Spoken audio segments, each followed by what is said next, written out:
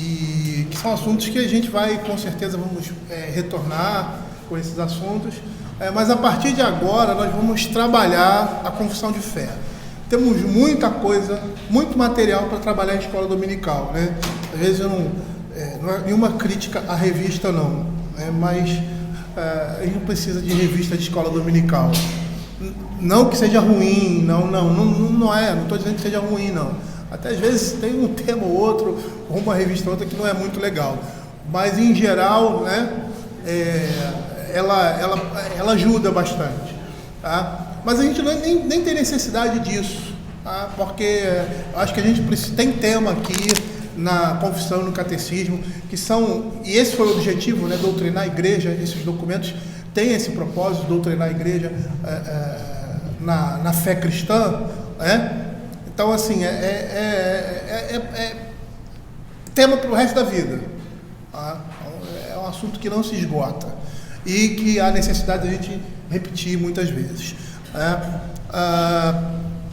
Então nós vamos começar com a confissão de fé. Hoje nós vamos iniciar a confissão de fé no capítulo 1.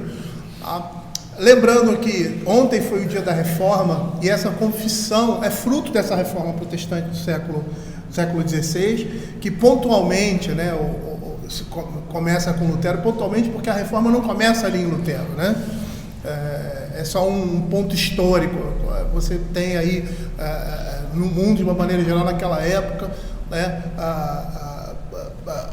muitos crentes se levantando contra os caminhos que a igreja começou a tomar, né, que faziam com que essa igreja se desviasse completamente da fé cristã, tá? E Lutero, ele não queria fazer uma reforma criando uma nova igreja, ele queria reformar a igreja, e sempre foi esse o objetivo, mas era impossível haver esse tipo de coisa no contexto em que eles viviam.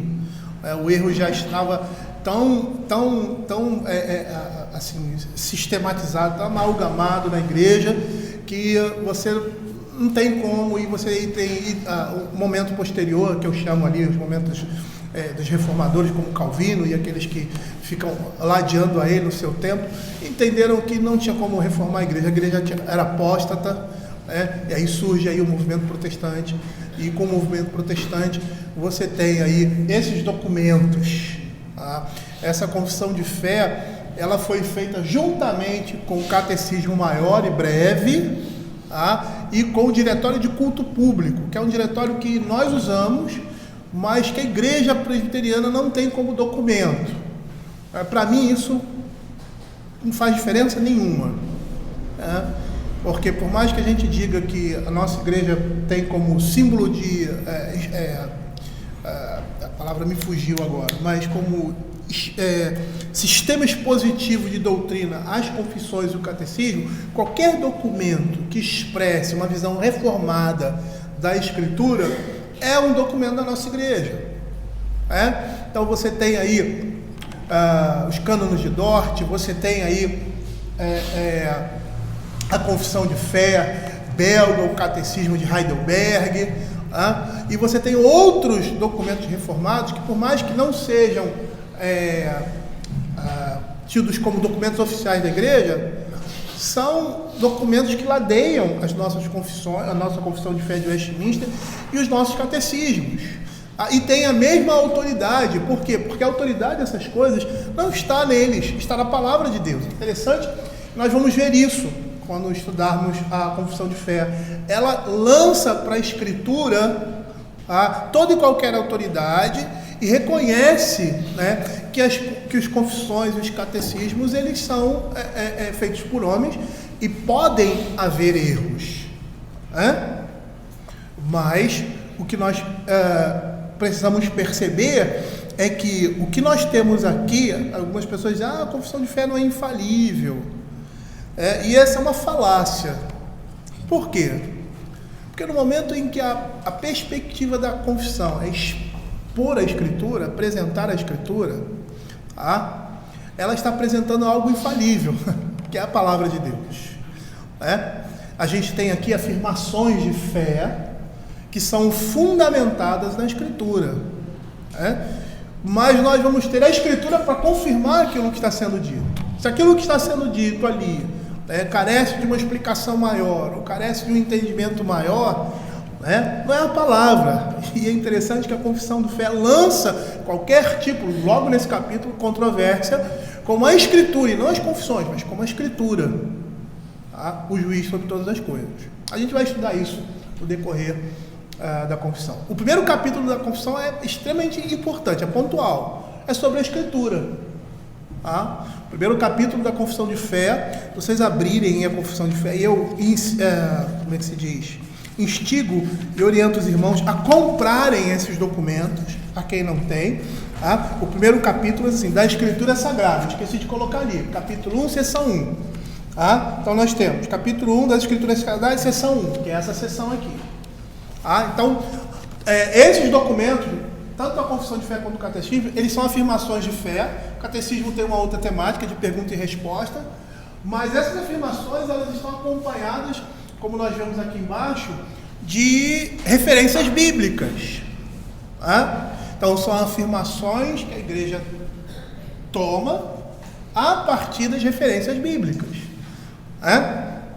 Então, algumas pessoas dizem, a confissão de fé não é infalível. As confissões não são infalíveis.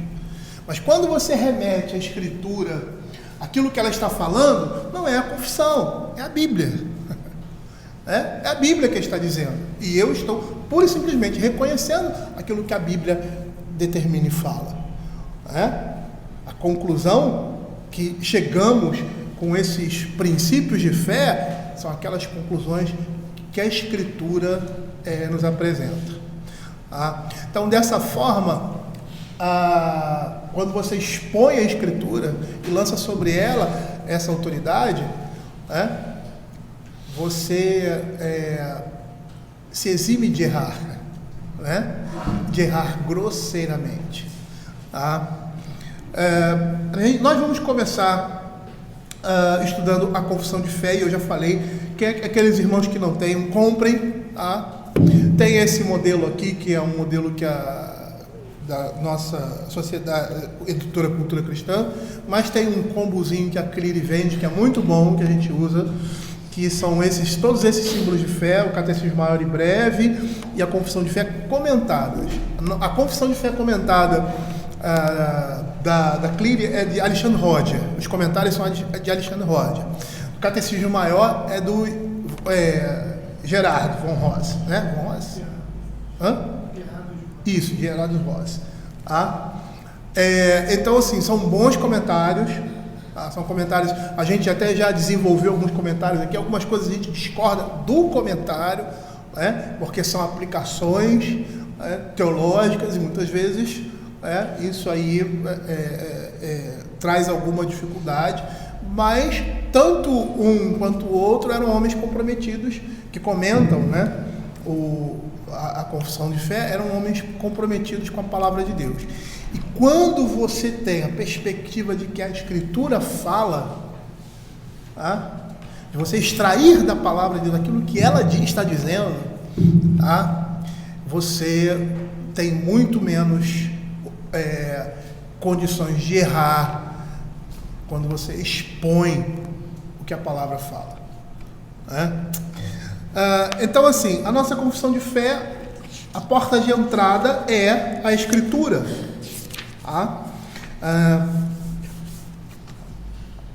Por que começar com a Escritura? Porque é o fundamento de tudo. Todas as outras coisas que são ditas aqui na confissão de fé, ou qualquer afirmação teológica, qualquer afirmação da verdade da Escritura, ela tem que partir da Bíblia. A Bíblia é o nosso padrão. A Escritura é o nosso padrão. E esse foi um grande problema da igreja majoritária na época de Lutero. Colocar paralelamente à Escritura outras autoridades que não têm o mesmo respaldo, ou seja, que não tenham a mesma inspiração. A gente sabe, a gente vai ver aí, que a Bíblia é inspirada por Deus. E nós vamos ver esses tipos de características aqui nesse primeiro capítulo da Escritura. Mas sem adiantar muita coisa, porque quando a gente vai falar da Escritura, a gente vai adiantando, e a maneira como a confissão de fé, ela traz esses temas, é uma maneira sistemática, é uma maneira crescente, de nós compreendermos o que a Bíblia fala de si mesmo, né? O que a Escritura fala de si mesmo, e é na Bíblia que a gente tem que procurar aquilo que nós precisamos entender sobre a própria revelação, né? Então, a primeira seção, que vai lançar autoridade, inerrância e suficiência na Escritura, ela diz assim, capítulo 1 da Escritura Sagrada, acompanhem aí: ainda que a luz da natureza e as obras da criação e da providência manifestam de tal modo a bondade, a sabedoria e o poder de Deus, que os homens ficam inexcusáveis, todavia não são suficientes para dar aquele conhecimento de Deus e sua vontade necessária à salvação. Por isso foi o Senhor servido em diversos tempos e diferentes modos, revelar-se e declarar à sua igreja aquela sua vontade, e depois, para a melhor preservação e propagação da verdade, para o mais seguro estabelecimento e conforto da igreja, contra a corrupção da carne e malícia de Satanás no mundo, foi igualmente servi-la, fazê-la escrever toda. Isso torna a Escritura Sagrada indispensável, tendo cessado aqueles antigos modos de Deus revelar a sua vontade. Então nós estamos vendo aqui que o primeiro capítulo da Confissão de Fé, ela se inicia com a doutrina da revelação das Escrituras.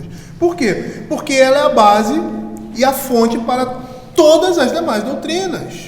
Os erros mais comuns, daqueles que querem perverter o Evangelho, afetam de forma mais ou menos direta, em primeiro lugar, a autoridade das Escrituras, ou então a pessoa de Cristo. O princípio reformado de autoridade das Escrituras, pelos reformadores, rejeitou a autoridade das tradições eclesiásticas e das supostas revelações do Espírito, que naquele tempo já acontecia. Essas coisas não são novas no nosso meio. E esse foi um dos pilares da reforma, e é isso que a gente vai estar vendo aqui na nossa confissão de fé.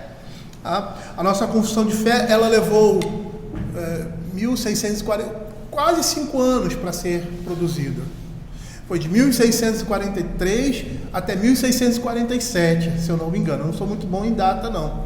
Mas levou todo esse tempo. E são 121 teólogos de todas as igrejas reformadas que existiam. Essa confissão foi movida por um desejo da igreja na Inglaterra de se tornar uma igreja mais pura. Eles diziam que a igreja anglicana estava entre Roma e Genebra, ela estava no meio do caminho. Ela nem era uma igreja protestante, nem era uma igreja, vamos dizer assim, no contexto de hoje, católica. Ela estava no meio do caminho. E esses homens, que foram chamados de puritanos, eles desejavam que a igreja da Inglaterra fosse uma igreja mais pura na sua doutrina, mais pura na sua prática e mais pura na sua devoção, no seu culto. Por isso eles foram chamados pejorativamente puritanos. Há toda uma questão política envolvida, porque a igreja estava relacionada ao Estado, e aí o Estado convoca essa assembleia para dirimir, para dar um norte com relação à doutrina abraçada por esses homens. Existiam outras confissões, a confissão de Heidelberg, se eu não me engano, é anterior à confissão de Westminster, e outras confissões que são posteriores, como a confissão de fé batista, que é praticamente uma cópia da confissão de fé de Westminster. E na vida da igreja houve sempre a necessidade de afirmar a fé. Então esses documentos são a exposição daquilo que nós cremos como igreja protestante, como igreja reformada. Nós falamos em igreja reformada, igreja protestante, se bem que esses termos estão muito, vamos dizer assim, distanciados, não deveria, se remete ao momento em que a igreja estava se distanciando da palavra de Deus e não estava lançando sobre a palavra toda a autoridade, toda a controvérsia, toda a questão de vida e prática, deveria ser vista pela palavra de Deus, mas com esse tipo de comportamento, outras coisas estavam entrando juntamente com a palavra e tendo a mesma autoridade que a palavra de Deus. Aí você tem os solas da reforma, e esse primeiro capítulo aqui, ele aponta para o primeiro sola da reforma, sola scriptura, uma expressão latina que diz somente a Escritura. Então esse sola scriptura vai estabelecer a Bíblia como única regra de fé e prática, ou seja, aquilo que eu preciso saber, e aquilo que eu preciso saber para viver, fé e prática. A Escritura, que vai ser a fonte de autoridade em matéria de doutrina e prática cristã, prática eclesiástica. Nós estamos estudando 1 Timóteo. 1 Timóteo é Paulo, a igreja do Novo Testamento sendo estabelecida. E quem que está estabelecendo isso? Essa igreja? Cristo. É uma nova dispensação, se bem que eu não gosto de usar muito essa expressão, né? É uma nova dispensação. A plenitude dos tempos chegou. Cristo, as promessas do Velho Testamento se concluem em Cristo. Aquilo que Abacuque vai falar. Tu sais para o livramento do teu ungido, para o teu povo. E aí ele fala sobre o ungido e fala que ele fere a cabeça, o telhado, a gente vai ver isso, né? A cabeça do quê? Do chefe da casa daqueles que se opõem contra Deus, fazendo de uma certa forma uma ligação indireta ou direta, sei lá, de Gênesis capítulo 3, apontando para Cristo. Então a nossa prática de vida, a nossa prática de doutrina, nós vamos retirar da palavra de Deus. E essa sessão, ele vai falar sobre essa doutrina da revelação, a Escritura Sagrada, como Deus se revela ao homem. Inicialmente, nós vamos ver, como a própria afirmação diz, falando da revelação natural, e aí desenvolvendo até falar da revelação geral. E na primeira parte dessa sessão ele diz assim: ainda que a luz da natureza e as obras da criação e da providência de tal modo manifesta a bondade, a sabedoria e o poder de Deus, de tal modo que os homens ficam inexcusáveis. Nesse primeiro aspecto, nesse primeiro ponto, nós estamos vendo aí a confissão de fé falando da revelação natural. A doutrina da revelação natural nos diz que Deus se revela por meio das obras da criação e da própria consciência do homem. Consciência essa que está impregnada de um padrão moral imperfeito por causa da queda, mas que reflete um testemunho da imagem de Deus expressa em nós. E os textos aqui embaixo vão confirmar isso. Abra aí Salmo capítulo 19, verso de 1 a 4.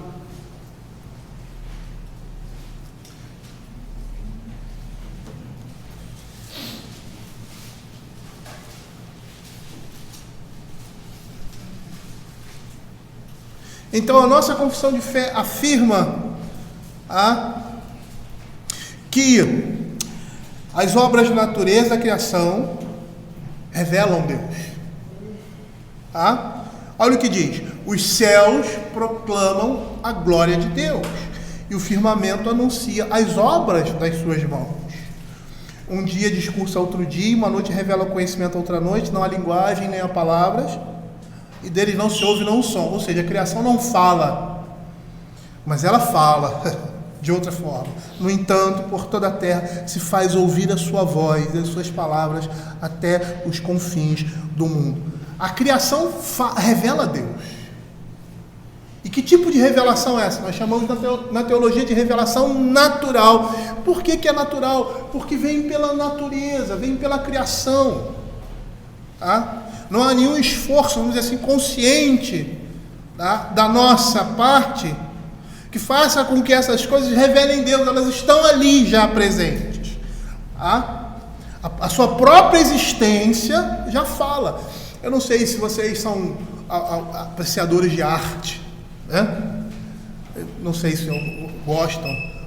Alguém que fez aí arquitetura ou alguma coisa, que estudou na faculdade, e aí você percebe que a pessoa especialista em arte, ela olha para o negócio e aí ela começa a falar sobre aquilo ali. Às vezes nunca viu aquela peça, mas por conhecer o autor, conhecer o momento que aquela arte fez, o contexto em em que ela foi inserida, a época, né? Se era uma época romântica, se era uma época barroca, e aquela coisa toda, né? Aí ele vai falar, porque os traços são semelhantes, caracterizam os homens e o pensamento daquela época.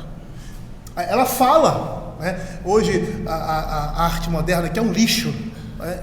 Diga-se de passagem, há uma desconstrução da arte do belo, né? Nessa nova ideologia que nós vivemos nesse mundo, né? Você percebe lá que as pessoas olham e tal, não, porque isso quer dizer alguma coisa e tal, e isso é assim, e aquela coisa toda. Por quê? Porque elas falam, tá? Pela sua própria manifestação, ela diz alguma coisa, tá? A criação também fala. Nós olhamos, por exemplo, uma obra de arte, o cara chega assim, não, isso aqui foi de Picasso, não, isso foi Rembrandt e tal. Não, por quê? Não, porque as cores, olha o que ele usa, olha o que ele retrata, e vai olhar lá o histórico desses artistas plásticos, esses pintores, aí vai, realmente, e tal, essa obra é assim, é dele mesmo e tal. É assim que as coisas... Por quê? Porque elas falam do seu Criador. A criação é assim, isso também já é uma evidência, né? É uma semelhança da imagem de Deus. O mundo criado fala que existe um Deus, e revela Deus. Que Deus ele revela? Ele não revela o Deus, mas ele revela algumas características da divindade. Abram aí Romanos capítulo 1, verso 19 a 20. Isso é o que a Escritura diz. A Escritura é a verdade. É a verdade. Porquanto que de Deus se pode conhecer é manifesto entre eles. A palavra de Deus está dizendo, o que se pode conhecer de Deus pela natureza é manifesto, é apresentado. Porque Deus lhes manifestou. Porque os atributos invisíveis de Deus, assim o seu eterno poder, como também a sua própria divindade, claramente se reconhece. A Escritura está dizendo que isso é claro. Um homem com a mente desassistida da graça de Deus, ele olha para a criação e vê essas marcas. É só você pegar os filósofos da antiguidade, você pegar, né, os homens da antiguidade, mundo grego, quem gosta de estudar filosofia, você vai ver que existem discursos de Platão, supostos discursos de Sócrates pela boca de Platão, outros filósofos conhecidos, falando sobre o quê? A existência de Deus, a criação, o belo, atribuindo isso a um ser divino. Essas coisas claramente se reconhecem. Não há evidências na criação que levem o homem a crer em algo diferente. Eu estava lendo uns livrinhos aí sobre ciências, né? Porque eu precisei dar uma aula de ciência, falando sobre a criação. E é um livro cristão que fala sobre criação e evolução. E ele diz que não se pode provar nem a criação, nem a evolução. O que nós temos são evidências. A comprovação seria, no que ele está querendo dizer, se eu estou sabendo me expressar aqui para os irmãos, é como se tivesse, como se a natureza dissesse assim: Deus existe, Deus é esse. Então, qualquer pessoa pode provar qualquer coisa a partir de qualquer fundamento. Se ele tiver uma cosmovisão, ele pode dizer que isso aqui veio do cavalo. Aí ele faz uma ligação maluca lá e tal, vai encontrar. Mas se ele observar atentamente essas coisas, ele vai perceber Deus nessas coisas. Um Deus nessas coisas. Um ser criador. Um ser poderoso. Por quê? Porque essas coisas estão latentes, patentes, manifestas, como ele diz, na criação. Esses atributos divinos estão ali. Ninguém pega uma cadeira e diz que essa cadeira veio do nada, né? Veio do nada, não, apareceu aí, surgiu. Alguém criou, Aí você vai começar a olhar a cadeira, você vai começar a refletir sobre as pessoas que fizeram isso, pela sua funcionalidade, pela sua forma. Isso é filosofia, né? Então você vai dizer, então quem fez isso provavelmente é assim, tem isso assim, tem essas características e tal, simplesmente por aquilo que ele fez. Simplesmente por aquilo que ele fez. Por quê? Porque isso é uma condição natural. A imagem de Deus marcada no homem. Quando Deus faz as coisas, as suas características são colocadas ali. E que características é essa que são claramente reconhecidas? O eterno poder e a própria divindade. Aí ele diz que por causa dessas coisas o homem é indesculpável. Mas não é só por essas coisas inanimadas que nós vemos Deus na criação. Por os seus atributos, melhor dizendo, na criação. A própria consciência do homem. Abra aí Romanos capítulo 2, verso 14 e 15.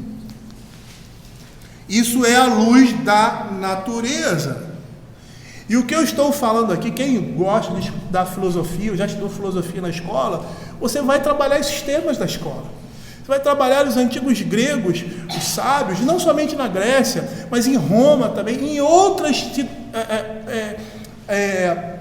civilizações antigas, as pessoas discursando e falando acerca de um ser criador. Por quê? Porque reconhecem esses atributos na natureza.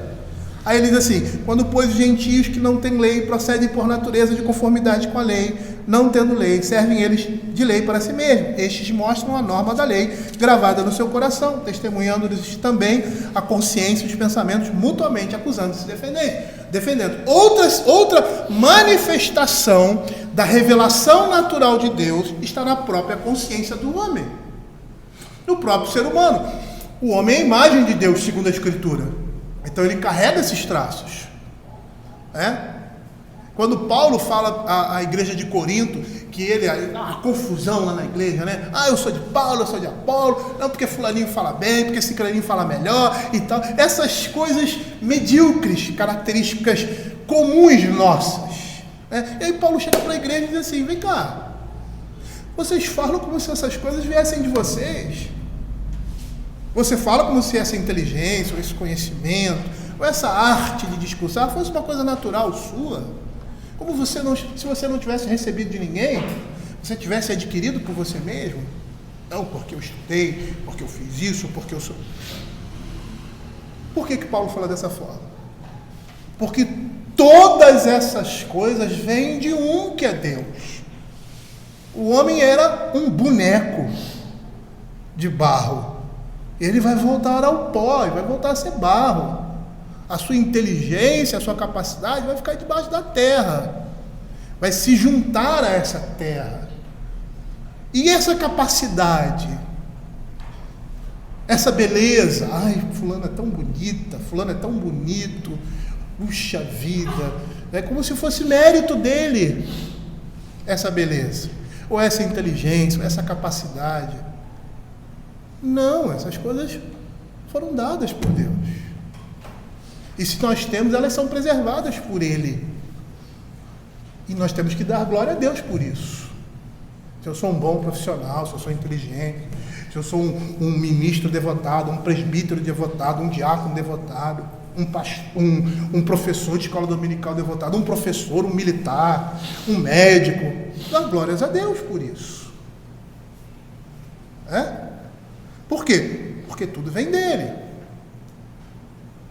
E essas marcas estão em nós. Por exemplo, como ele diz aqui, por que o homem, muitais vezes, esses homens ímpios agem de conformidade com a lei? Nunca ouviram falar na lei de Deus, desconhecem completamente. Muitos são até ateus, não, Deus não existe. Eu não acredito em Deus. Por quê? Porque essas coisas foram gravadas, marcadas no homem, mostrando que a lei também foi gravada no coração do homem. Aquilo que é certo e errado é um conceito geral, E mesmo quando largamos as peias daquilo que é certo, queremos distorcer o certo do errado, nós, pela nossa atitude e pelo nosso comportamento, forçando muitas vezes a aceitação dessas coisas, mostram claramente que essas coisas não são naturais. Porque fogem aquilo que Deus colocou em nós. Né? E mostram aí a corrupção da queda. Então, quando os homens, como diz a Escritura, procedem de conformidade com a lei, sem ter lei, eles estão mostrando que essas coisas estão gravadas no seu coração. A consciência deles está testemunhando a respeito de Deus. Aquilo que é certo e aquilo que é errado. Mas não são só as obras da criação que representam essa revelação natural, mas as próprias instituições, como casamento, família e governo. Aí você tem aí, na história da sociologia, homens que pensam a sociedade, aquela coisa toda, não, porque tem que ser assim, tem que ser assado e tal. Esse princípio de governo revela quem? Deus. A revelação natural na vida do homem. A instituição família, o casamento, que existe em todas as culturas e que se manifestam de formas diferenciadas, mas essas coisas estão entre os homens, a instituição do casamento. E quando você tem alguém que foge a essa instituição, seja ela monogâmica ou até desvirtuando a monogamia, o poligamismo, quando você sai daqueles limites, essas coisas são reprovadas. Por quê? Porque o princípio está lá, a revelação natural. Revelação natural. Gênesis capítulo 1, verso 26, assim: façamos o homem à nossa imagem, conforme a nossa semelhança, tenha ele domínio sobre os peixes do mar, sobre as aves do céu, sobre os animais domésticos, sobre toda a terra e sobre todos os répteis que rastejam sobre a terra. Então, quando Deus faz o homem, Ele coloca a sua imagem, Ele transfere os seus atributos, aqueles atributos que na teologia nós chamamos de atributos comunicáveis. O homem recebe isso, e essas coisas seriam perfeitas no homem se o homem não tivesse caído, e ele iria, conforme a comunhão com Deus, a revelação natural, tanto externa quanto interna, ele chegaria ao conhecimento de Deus mais profundo. Ele conheceria o Deus Criador mais profundamente por essa comunhão constante, por essa capacidade intrínseca que lhe foi dada na criação.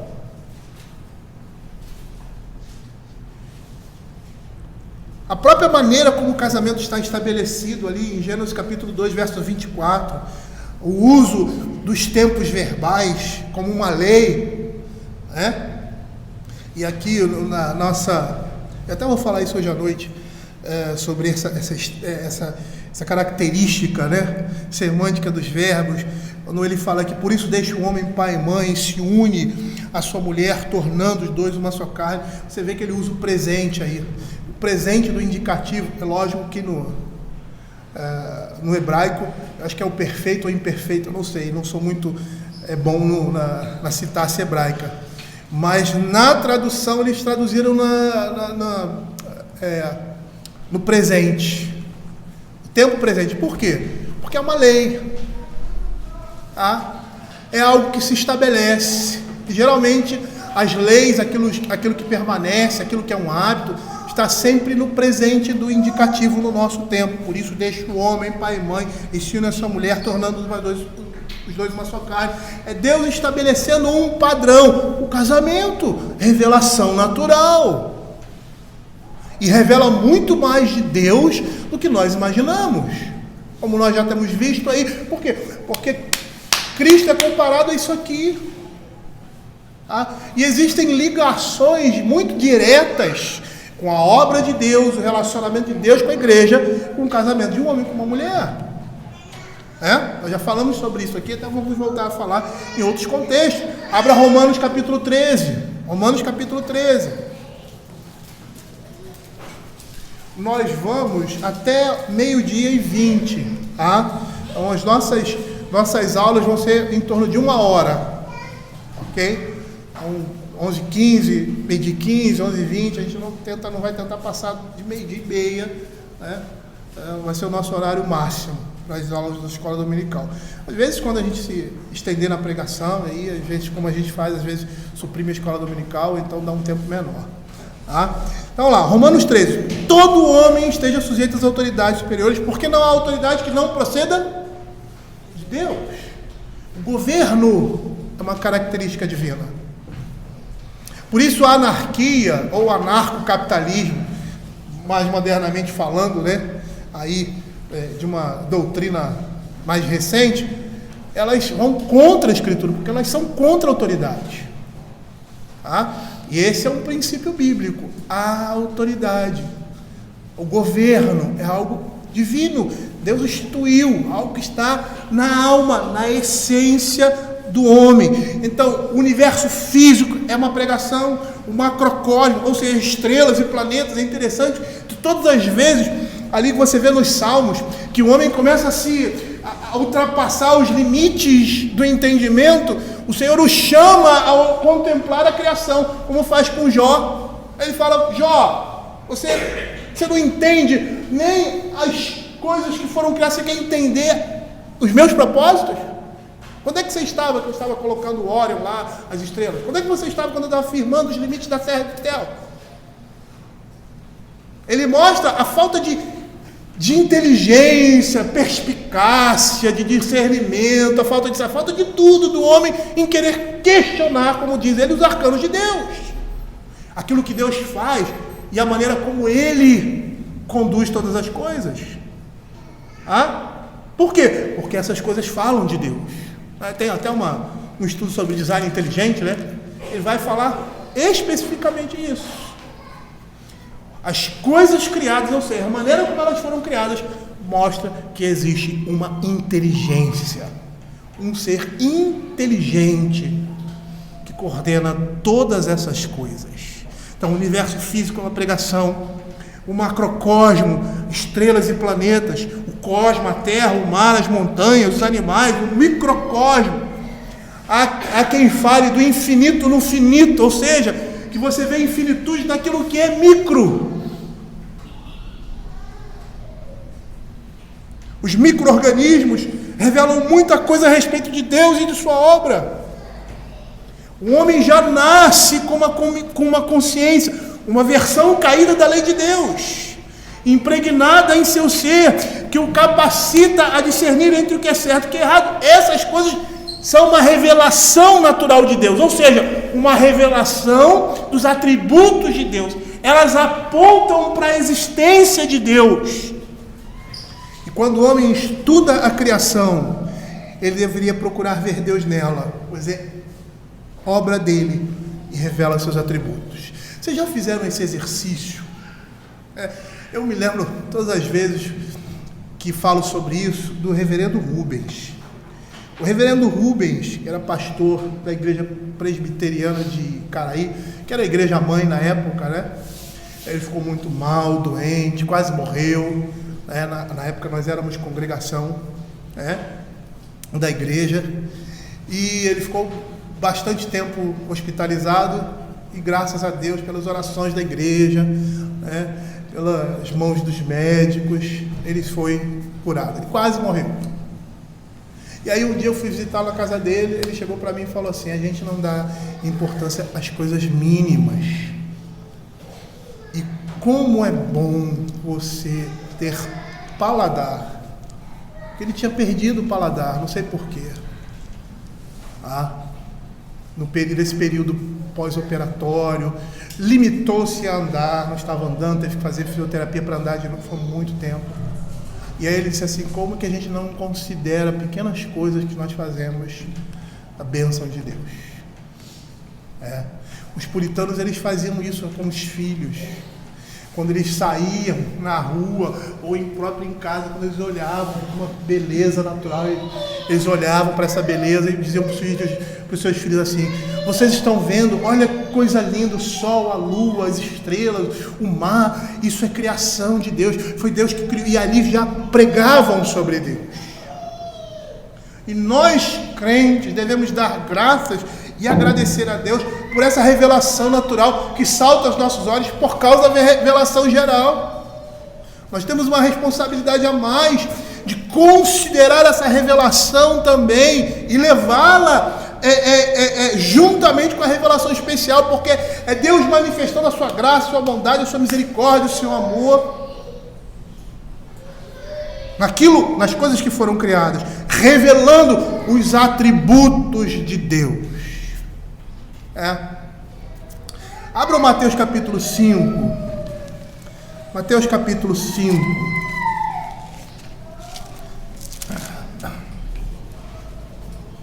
Mateus capítulo 5. Deixa eu ver aqui. Verso 45, 44, 43 a 45. Aqui nós estamos vendo, não de forma direta, Mateus capítulo 5, 43 a 45. Não de forma direta, mas de forma indireta. Esse reconhecimento da misericórdia e graça de Deus. Eu não vou entrar nesse tema aqui, mas ultimamente nós temos ouvido algumas pessoas se levantando, alguns teólogos se levantando contra essa expressão graça comum. Não existe graça comum, não sei o quê, blá, blá, blá, blá.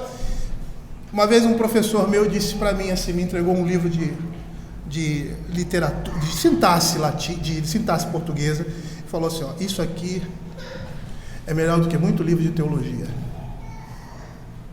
E eu olhei aquilo ali e eu concordei com ele.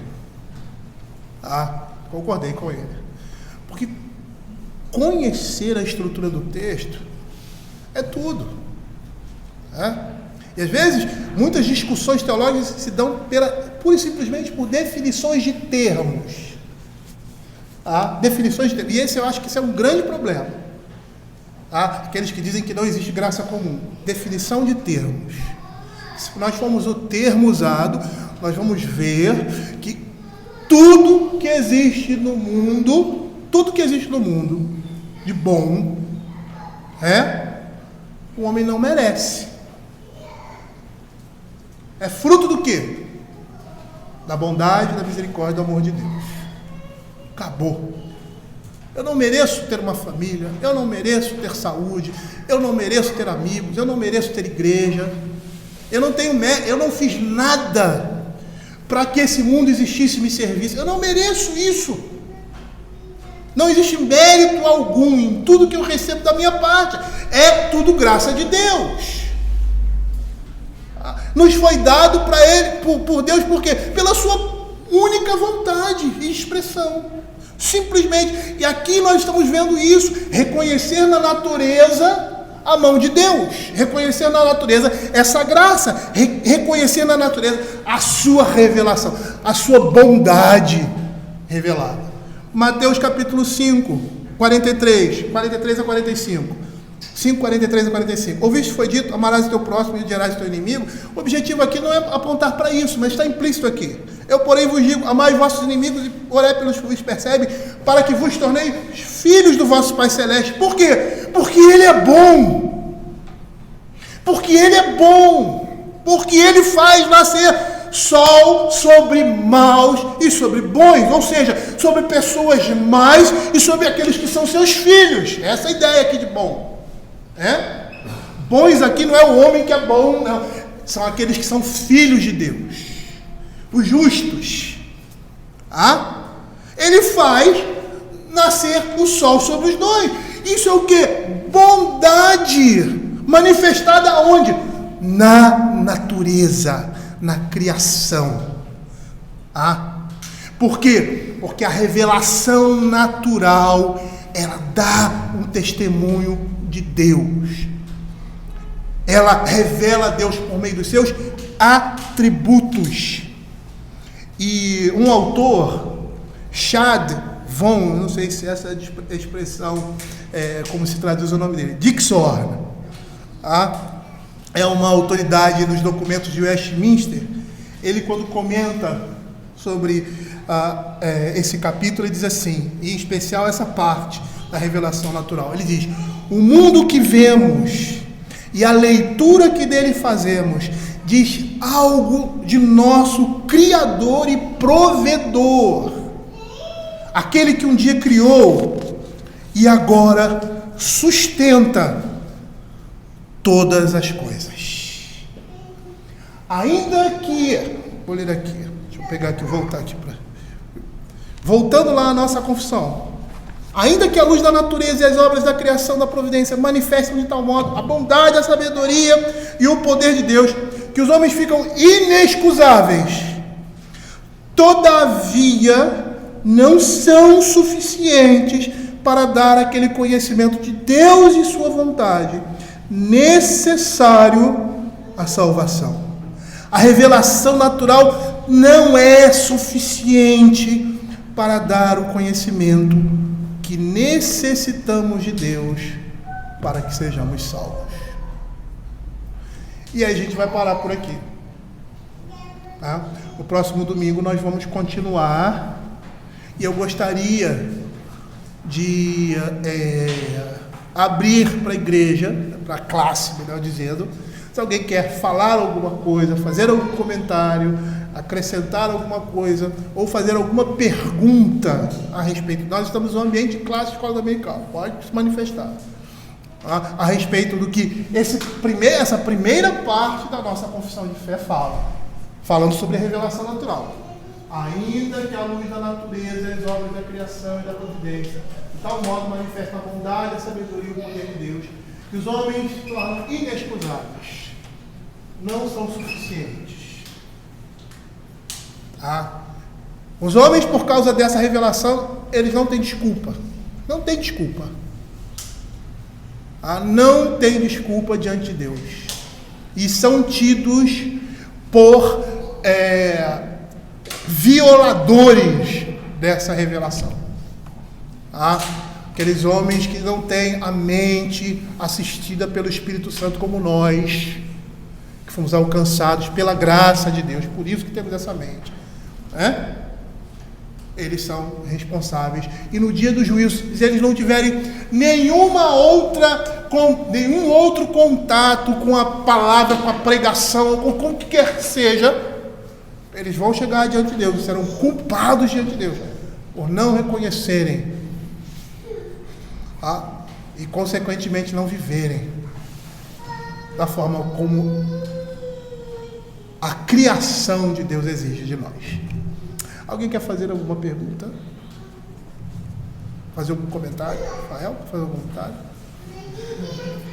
Rapidinho, só uma linha minha, não consigo passar por esse tema, eu sei que está difícil, o senhor já disse, mas uma linha minha de sempre ressaltar de que essa insuficiência da revelação natural, ela se deve à nossa condição, não a nada que seja da própria revelação. Antes da queda, essa revelação não era suficiente para nos indicar o Deus correto e não propriamente o caminho da salvação, porque ela não foi, ainda não havia necessidade de salvação, mas a revelação em si nos aponta a Deus. A insuficiência é nossa, não é da revelação em si. Tudo isso por causa da queda, né? Porque a maneira como Deus preparou, supostamente, né? Supostamente por quê? Porque nós podemos só supor, porque não foi isso que aconteceu, mas pela própria estrutura nós podemos supor isso. A maneira como Deus, como o homem ia crescer no conhecimento de Deus, era por meio dessas coisas, da sua própria consciência, no contato e na comunhão com Deus. Então, a criação, a revelação natural, ela auxiliaria o homem em revelar o Criador e o Provedor. E ele teria, nessa condição, facilidade, porque essa facilidade lhe foi dada, de alcançar esse conhecimento pleno na comunhão com Deus e na reflexão a respeito daquilo que era criado. Quando a queda veio, isso já não se torna mais possível, né? Por causa do pecado, que obscurece a mente do homem. E é até interessante falar nisso, se você começar a ler a Escritura, né? Ainda mais quem viu aquela palestra me esqueci o nome dele, do Adalto Lourenço, você percebe que o homem vai emburrecendo, né? Ele vai perdendo a sua capacidade intelectiva. Não só o tempo de vida, não.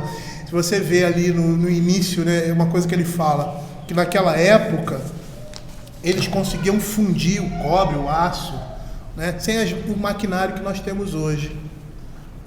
Pelo menos supostamente, né?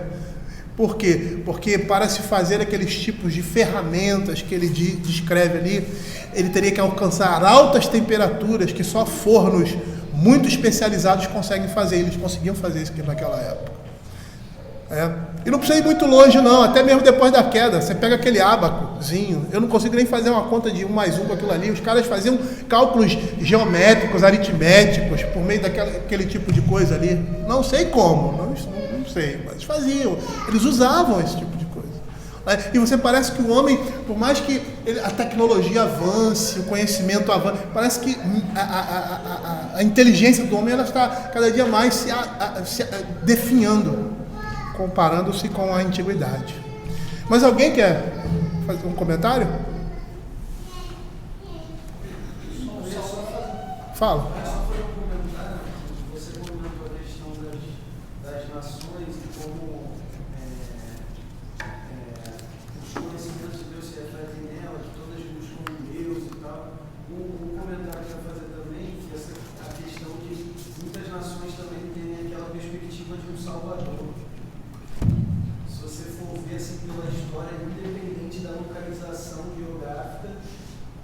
Muitas nações têm esse mito de um Salvador, alguém que vai tirar ele do sofrimento. É por causa da lei gravada no coração do homem, né? Eles sentem que estão em dívida com alguma divindade, né? Que é a lei gravada no coração do homem, na consciência do homem, né? Queridos, então vamos encerrar aqui.